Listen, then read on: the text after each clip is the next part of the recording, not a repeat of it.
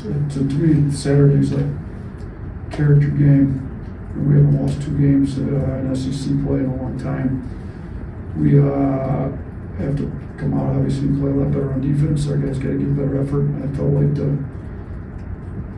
felt like we gave really good effort in the Tennessee game and came up a little short. And they're the best team in the league. So I felt like that loss carried over to Tuesday's game against Florida, and Florida's a really good team. They had a great environment, but they're not the league champ like Tennessee. And our guys, they thought, let the Tennessee loss carry over, affect some effort. Our offensive struggles at the beginning of the Florida game affected our effort in the Florida game, and we didn't look good. We played bad. So now, can we regroup against a surging Arkansas team? They played their best basketball in the last 4 games. They're averaging over 90 points a game in their last 4.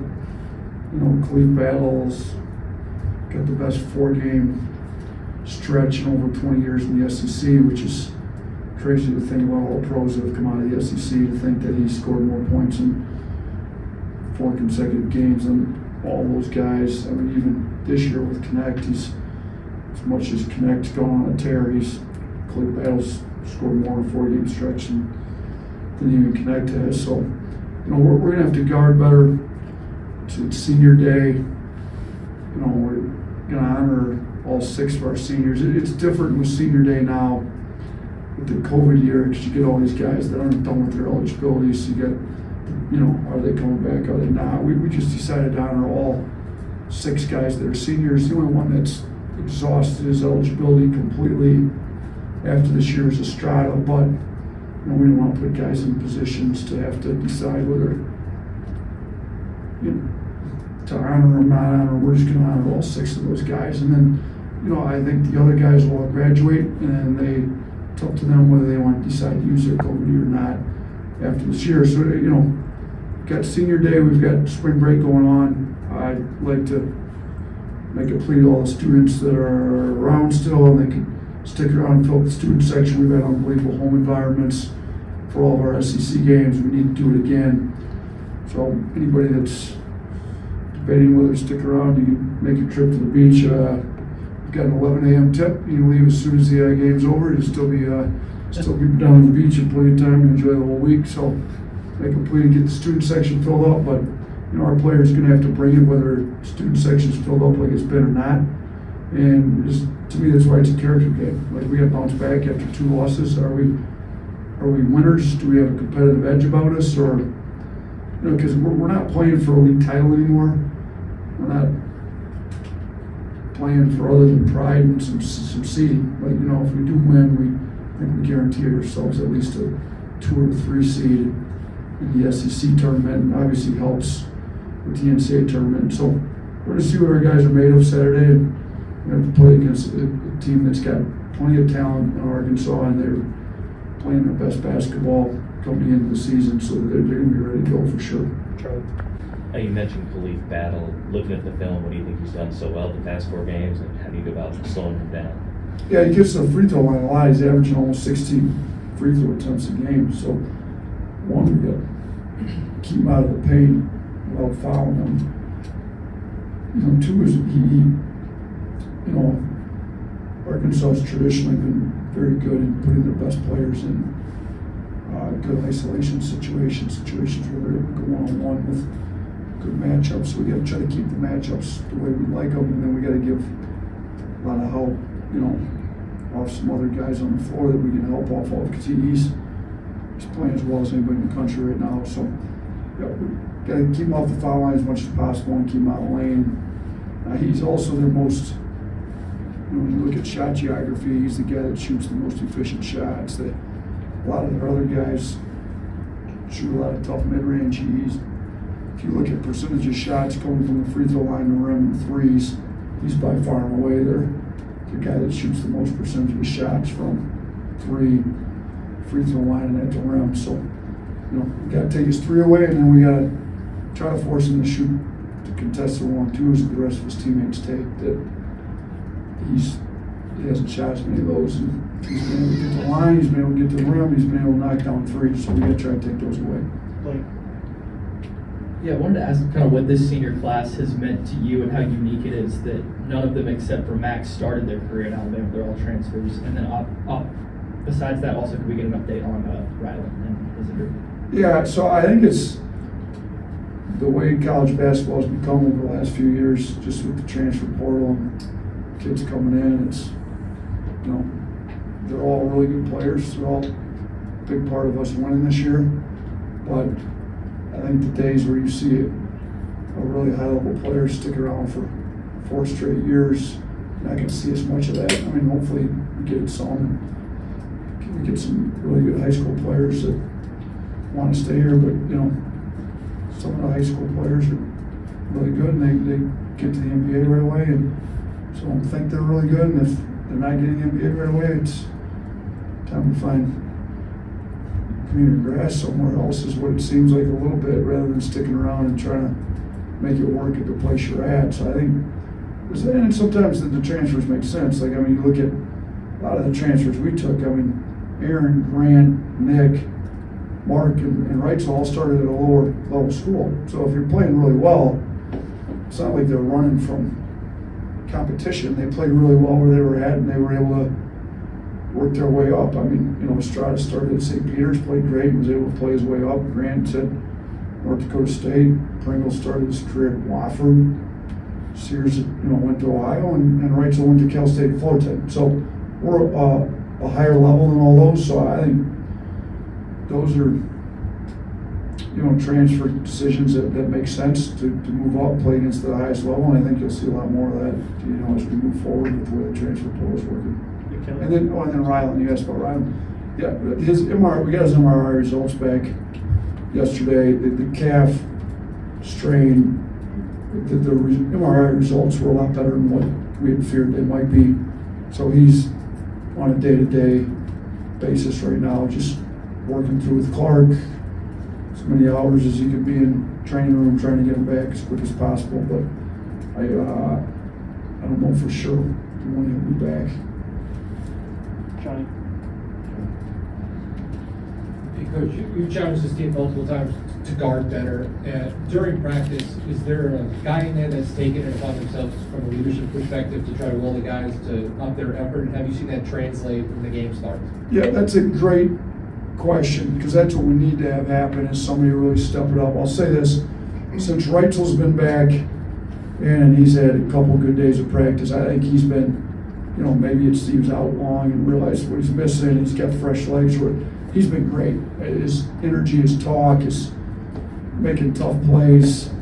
You know, I'd say he's probably the one that sticks out the most. I think Nick Pringle's been trying to be a pretty good leader for us too, in a lot of regards. And then there's some other guys that aren't talking as much, but their effort's been better. And you know, I think Grant Nelson and Estrada both tried to play a lot harder. I noticed that too. But if you came to this week's practices, particularly the last 2 days, I think Wrightsville stands out as the guy that's probably done the most in that regard. McKelly.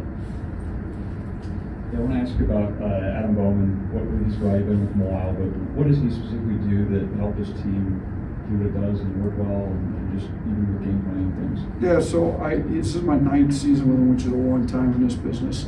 You know, I hired him as our ops guy. He was in the SEC before I hired him at Buffalo. He was a video coordinator at Mississippi State. I needed a really good, super organized ops guy. Kind of Brian Hodgson I'd hired as an assistant. Brian gave me his name through a connection of his, and I interviewed him. He was great. Came up to Buffalo and dove all in. Super organized, very detail oriented. You know, it's like Adam starts to figure out what you need, want, and starts to fill in all the cracks. And he, I think, started to figure out how much analytics we wanted to use and get into it. And he started diving in, taught himself how to code. He works really hard. He's in the office a lot, works hard. So then when we brought him down here, you know, he's our director of ops all 4 years at Buffalo, but was getting more and more involved with like all the analytics side of it. We came down as our director of ops. It was nice.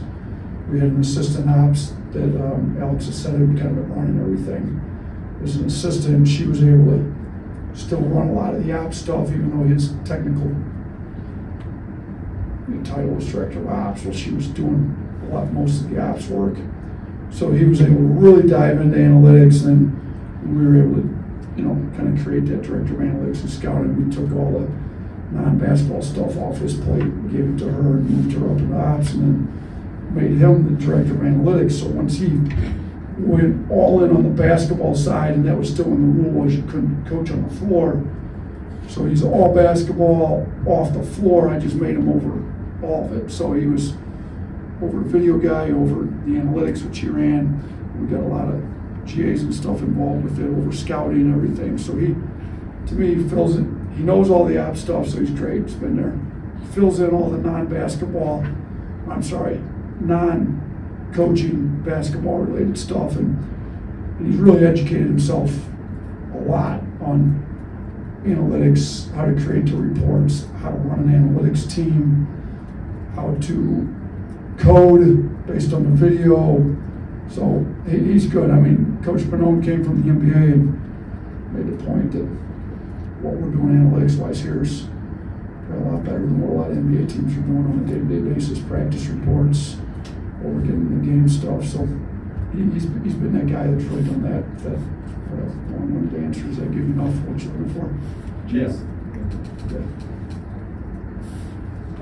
Is Reitzel still in a place where he's being eased back and you got to watch his minutes, or is he a full green light for tomorrow?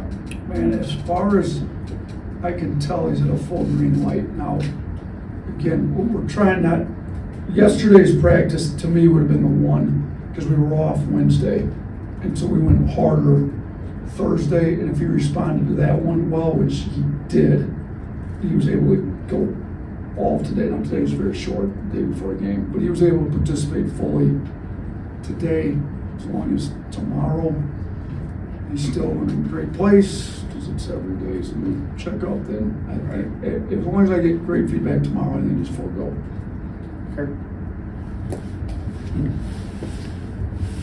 Coach, there was an unusual play in the Florida game in which loose ball got pretty rough, and I wondered if you're thinking, like I'm thinking, that loose balls now might turn into something pretty dangerous. Yeah, I talked to Mike Yates, our director of officials, about that play. I'm guessing the Ryland Griffin play is the one you're talking about. Yeah, I was a little upset with that play. I thought Ryland got to the ball first. He got taken out, and I was correct. I ended up getting a T in the game on it, but they missed the call on that. I mean, like the referees are humans; they're going to make some mistakes. So I don't think the plan is not to let loose balls turn into scrums. I mean, they should have called a foul. They didn't. Director officials is good. Mike's great. Our officials in the league are pretty good most nights, and they blew the call. They should call it, and they blew it. I don't think loose balls are going to turn into reckless plays. I mean, it should have been a foul call. I thought Ryan was playing hard. He got to the ball first. They took him out of the air. It's a foul. It wasn't called. So, we've had lots of guys get in for loose balls. I mean, loose balls are in basketball play. Should guys be trying to take each other out? I don't think the kid on Florida purposely did that in that game. It just was a rough play that was not called and should have been called. Last one over Zoom, Bob. Bob, go ahead. Hey Nate, how you doing? Hope you like my Packers cap. Yeah, I can barely see it. It's different now that everybody's in person. But I see it. You got the Green Bay Packers hat on, right? It's kind of like Lombardi used to wear. You got it's probably Lombardi's hat, isn't it? You bought it at an auction. It could be old now. No, Somebody gave me one of Wim Sanderson's sports coats. I have like Wim's original sport coats. So I was thinking maybe you had the same kind of deal.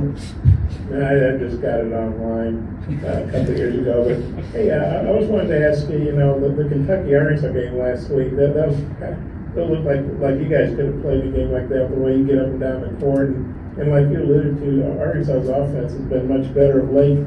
Could you see it being a game like in the hundreds, like both of you in the hundreds? Yeah, based on their Kentucky game, it didn't look like either program was trying to slow it down in that game. I don't think we've ever tried to slow the ball down here, until maybe the last couple of minutes when we got a lead. So if Arkansas wants to run, we certainly like to run. Now, I'd hope that we do a better job guarding than we did when we played Kentucky. What was the final score? They were both over 100 in that game, right? 11-2. Yeah, it was Kentucky won 111 to 102. 111-102. So Arkansas did a better job than we did. Ours was 117, and we didn't make it over 100. We made it to 95. So, look, I'd like to hope we could do a better job defensively, but we're going to run the ball, and it looks like Arkansas is trying to run a lot more now too. So, it'd be nice for our defense if both teams run over 100, but we'll see what happens. Thank you, Coach. All right, thanks, guys. We'll have Charlie and Aaron.